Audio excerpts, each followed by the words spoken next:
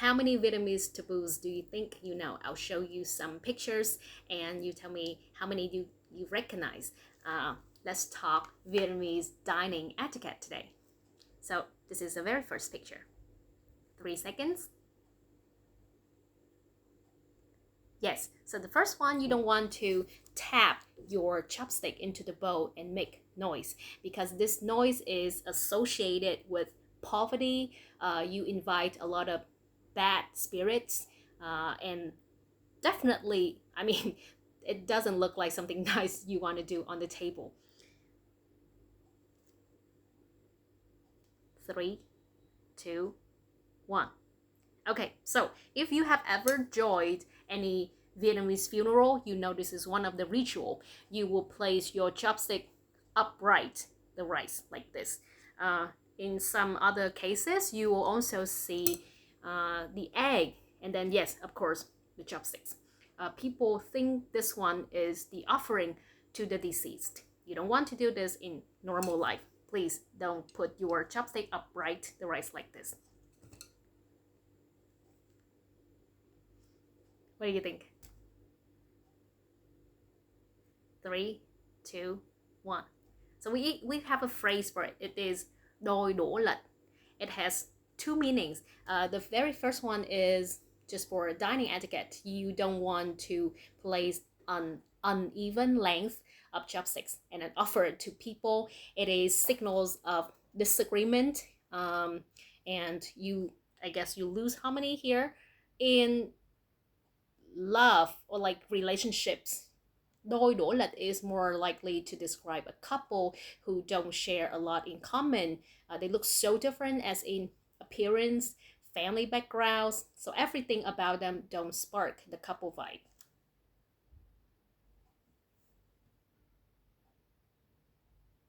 Is it clear enough?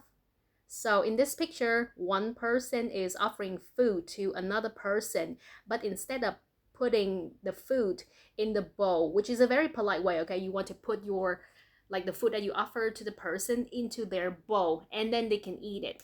Instead of that, he directly received the food with his chopsticks.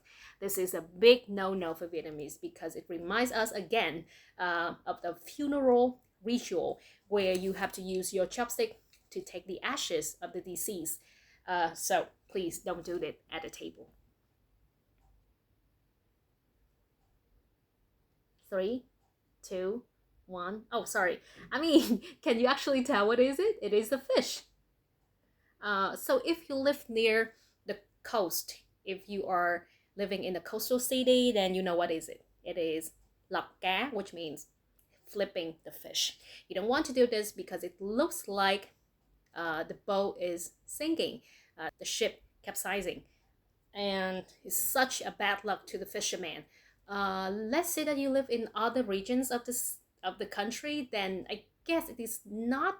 We don't have that strict of rules, but I mean it is still something that you want to consider not doing. Breaking tableware symbolize family conflicts or separation, especially on important event like that holiday. People don't want to break any stuff, not just tablewares. You want to be very careful with stuff.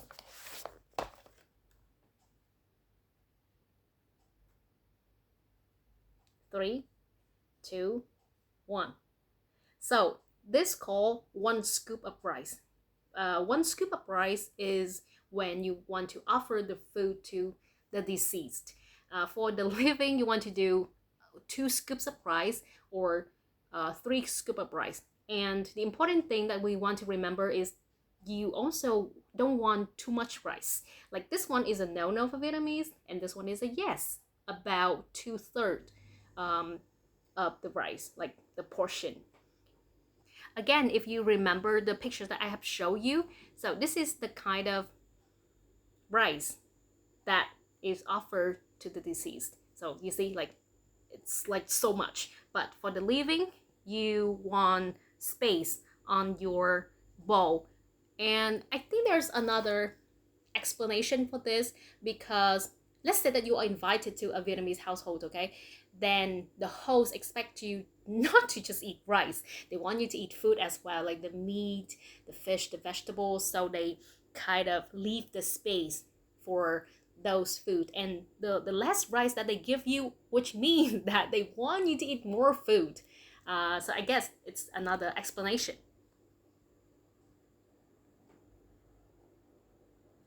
I'll give you a few seconds to think. Who is the first one to get to eat first? Is it the grandma? Is it the dad? Or the two kids? If your answer is the grandma, then it is correct. In Vietnamese culture, we respect elders a lot. Whenever it comes to elders, you want to show your respect. And at the table, same thing. You will wait until the host or the eldest of the family to have the first bite, and then you can eat. In the northern culture, I think it's very, very important for you to say mời, which means invite, and you have to say that separate to every individual. Like you have to say mời, mời ông, mời chú, mời cô. Like you have to say it separately. In the south of Vietnam, you can just say it one time. Mời cả nhà, which means I invite everyone in the family. Sometimes we don't even say it. We just like look at each other and then like say ăn, which means eat. But yes, if you are invited to a family, you want to wait.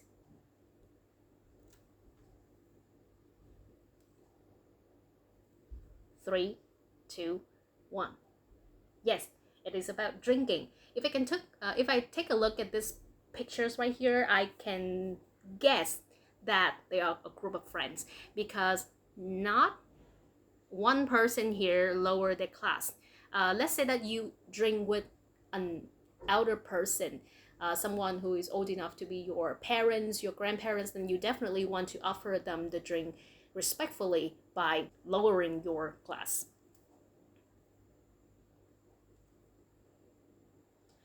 I have to say this picture is a little bit complicated, so I'll explain. You don't want to show people that you are too picky with the food.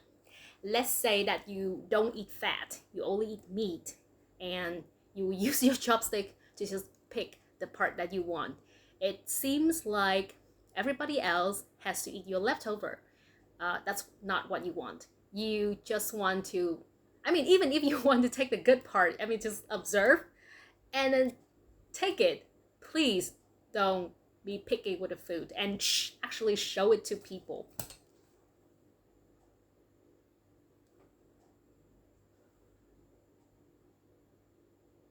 Yes, leg shaking. Shaking your legs while eating is a signal of distraction, and it looks like you don't respect the person that you're talking to. I mean, not this is not just dining etiquette. This can apply to every other of situation, I guess. Like interview, you don't want to shake your leg, or like you're having a coffee with your friends, you don't want to shake your leg.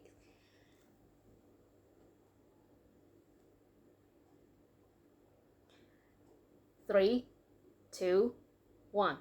Okay, so in many cultures, I think slurping the noodles is a signal, or like you show people that you enjoy the food. But in Vietnam, it is very different. If you slurp the noodles or you chew very loudly, people will judge you. And sometimes people will actually say it out loud, like, have you experienced famine or something? Why do you eat like that?